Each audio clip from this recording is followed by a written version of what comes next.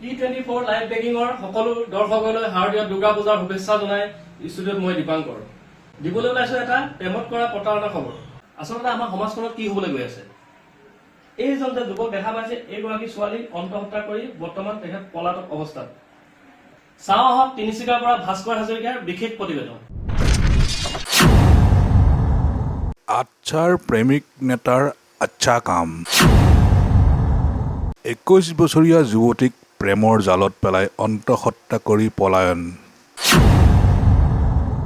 গৰ্ভপাত কৰিবলৈ হেঁচা, নকৰিলে হত্যাৰ ভাবুকি প্ৰেমিকৰ। সন্দেহজনক ভূমিকাত তিনিচুকীয়া আৰক্ষী। আচ্ছা নেতাৰ পক্ষ লৈছে নেকি অসম আৰক্ষীয়ে?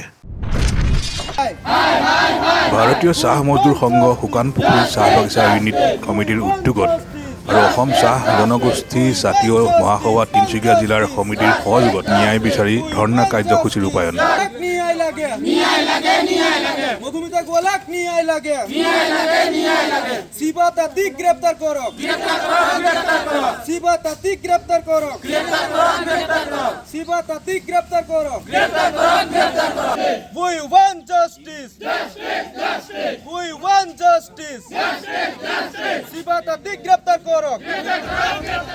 তিনিচুকীয়াৰ শুকানপুখুৰী চাহ বাগিচাৰ এগৰাকী 21 বছৰীয়া যুৱতীক যোৱা 2 বছৰৰ পৰা চাহ জনগোষ্ঠী সমাজৰ ছাত্ৰ নেতা শিৱা তাঁতীয়ে যৌন নিৰ্যাতন চলাই আহিছিল।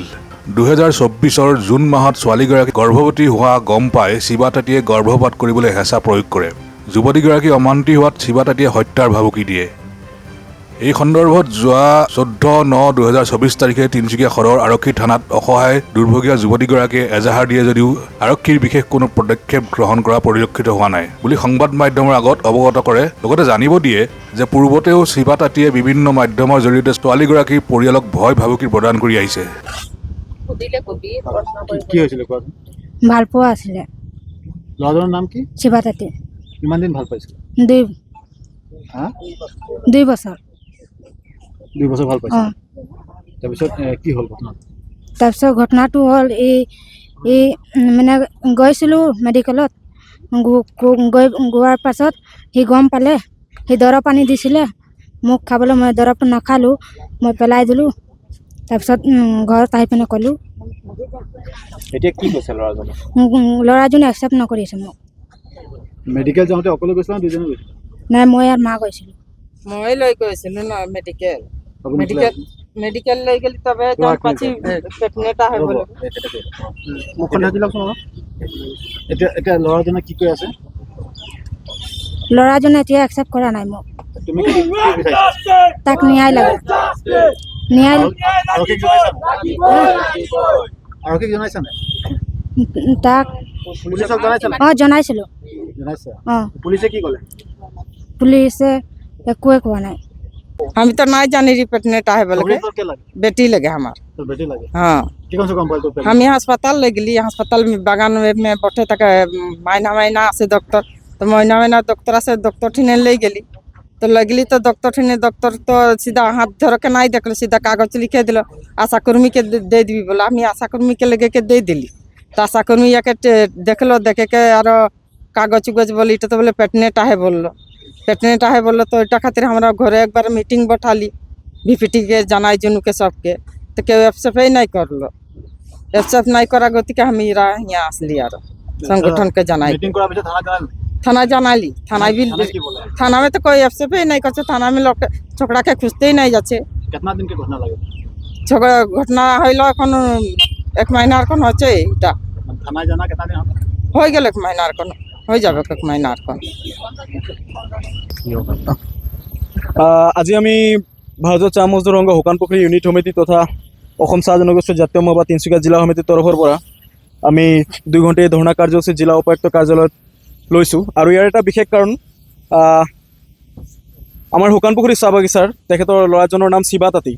তেখেতে শুকানপুখুৰী চাহ বাগিচাতে স্কুলত পঢ়ি থকা এগৰাকী 9ম শ্ৰেণীৰ ছাত্ৰী মধুমিতা গোৱালা, এই ছোৱালীজনৰ লগত আমি গম পোৱা মতে 2 বছৰৰ পৰা সম্পৰ্কত আছিল। আৰু সম্পৰ্কত থকাৰ পাছত তেখেতসকলৰ মাজত ফিজিকেল সম্পৰ্ক হৈছিল। আৰু এই ফিজিকেল সম্পৰ্কত আমি গম পাইছোঁ যে ছোৱালীজনী 3.5 মাহ অৰ্থাৎ 4 মাহৰ প্ৰেগনেঞ্চি আছে বুলি। যেতিয়া ছোৱালীজনী গম পায় যে 3.5 মাহ 4 মাহ প্ৰেগনেঞ্চি আছে বুলি, লগে লগে ছোৱালীজনীয়ে ল'ৰাজনক অৱগত কৰে যে এই ফিজিকেল হোৱাৰ কাৰণে মই প্ৰেগনেঞ্চি আছোঁ বুলি মোক ঘৰলৈ লৈ যোৱা বুলি। তেতিয়া ল'ৰাজনে মান্তি হোৱা নাই, কৈছে মোৰ ফালৰ পৰা নহয়, মই জিমা ল'বলৈ নোৱাৰোঁ বুলি। তেতিয়া ছোৱালীজনী, যেতিয়া ল'ৰাজনে অমান্তি হোৱাৰ পাছত ছোৱালীজনী কিন্তু নিজৰ পৰিয়ালক জনাবলৈ বাধ্য হৈছিল, আৰু পৰিয়ালক জনোৱাৰ পাছত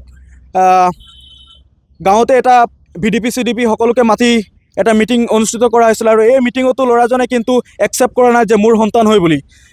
সেইবাবে যোৱা 15 তাৰিখে আমি তিনিচুকীয়া সদৰ থানাত ছোৱালীজনী এখন এজাহাৰ দাখিল কৰিছে, আৰু এই এজাহাৰৰ ভিত্তিত কিন্তু আৰক্ষী যেনেধৰণৰ তদন্ত কৰিব লাগে, আমাৰ মতে সেই ধৰণৰ তদন্ত কৰি পেলাই ল'ৰাজনক কিন্তু বিচাৰিবলৈ এতিয়ালৈকে সক্ষম হোৱা নাই। আমি একমাত্ৰ ক'ব বিচাৰিছোঁ, ল'ৰাজনে কি এই অসম চাহ জনজাতি ছাত্ৰ সন্থা আৰ্টছাৰ এগৰাকী নেতা হয় বুলি তেখেতে এতিয়া মুকলি আকাশৰ তলতো কিন্তু এই দোষী কৰি ঘূৰি আছে নেকি? ল'ৰাজনে যদি দোষী কৰা নাই, তেখেতে অমান্তি হৈছে, তেন্তেহ'লে ল'ৰাজনক চিলেণ্ডাৰ কৰিব লাগে বুলি আমি জনাইছোঁ। আমি বিশেষকৈ তিনিচুকীয়া আৰক্ষীক জনাব বিচাৰিছোঁ, বা জিলা উপায়ুক্ত কাৰ্যালয়ক বা আৰক্ষী অধীক্ষক আমি সুধিব বিচাৰিছোঁ যে আজি আমি এফআইআৰখন দিয়া, ছোৱালীজনীৰ এফআইআৰখন 10-15 দিন উকলি যোৱাৰ পাছতো কেলৈ ল'ৰাজনক কিন্তু এতিয়ালৈকে আৰক্ষী প্ৰশাসনে এৰেষ্ট কৰিবলৈ পৰা নাই? ইয়াৰ বিফলতিকত যে আৰক্ষী প্ৰশাসনে এৰেষ্ট কৰিবলৈ পৰা নাই, তাকে আমি আজি সুধিবলৈ আৰু এই আন্দোলন কৰিবলৈ বাধ্য হৈছোঁ। আমাৰ মনত এটা সন্দেহ যে ল'ৰাজনে কি মানে সংগঠনত জড়িত আছে বুলি কি আৰক্ষী প্ৰশাসনে তেখেতে মানে ৰক্ষণাবেক্ষণ দি আছে নেকি? কি কৈছে? ল'ৰাজনে অসম চাহ জনজাতি ছাত্ৰ সন্থা আৰ্টছাৰ হয়। পদবীত আছে নেকি? বিশেষকৈ নাজানো, তেখেতে পদবীত আছে কিন্তু। ল'ৰাজন শুকানপুখুৰী চাহ বাগিচা বীৰবল লাইন। তাকে আজি আমি ন্যায় বিচাৰি আজি আন্দোলন কাৰ্যসূচী লৈছোঁ, আৰু যদি আৰক্ষী প্ৰশাসনে অতি শীঘ্ৰে ল'ৰাজনক গ্ৰেপ্তাৰ নকৰে, কিন্তু ইয়াৰ পাছত কিন্তু ভয়াৱহ আন্দোলন আৰু আমি কৰি যাবলৈ বাধ্য হ'ম, কাৰণ এই ছোৱালীজনীক ন্যায় লাগে। যদি ছোৱালীজনী এতিয়া প্ৰেগনেঞ্চি আছে, ডেলিভাৰী আছে, তেখেতৰ কি হ'ব? সময়টো উকলি গৈ আছে, তেখেতক ন্যায় লাগে। এই ন্যায়ৰ দাবীত কিন্তু আজি আমি আন্দোলন কাৰ্যসূচী লৈছোঁ। এই ধৰ্ণা কাৰ্যসূচীৰ জৰিয়তে জিলা প্ৰশাসনক অতি শীঘ্ৰে অপৰাধী ছাত্ৰ নেতাগৰাকীক গ্ৰেপ্তাৰ কৰিবলৈ দাবী জনায়। অন্যথা ভাৰতীয় চাহ মজদুৰ সংঘ আৰু শুকানপুখুৰী চাহ বাগিচাৰ ৰাইজে মাকুম তিনিচুকীয়াৰ মাজত থকা ট্ৰেইন লাইন, ৰাষ্ট্ৰীয় ঘাইপথ অৱৰোধ কৰিবলৈ বাধ্য হ'ব।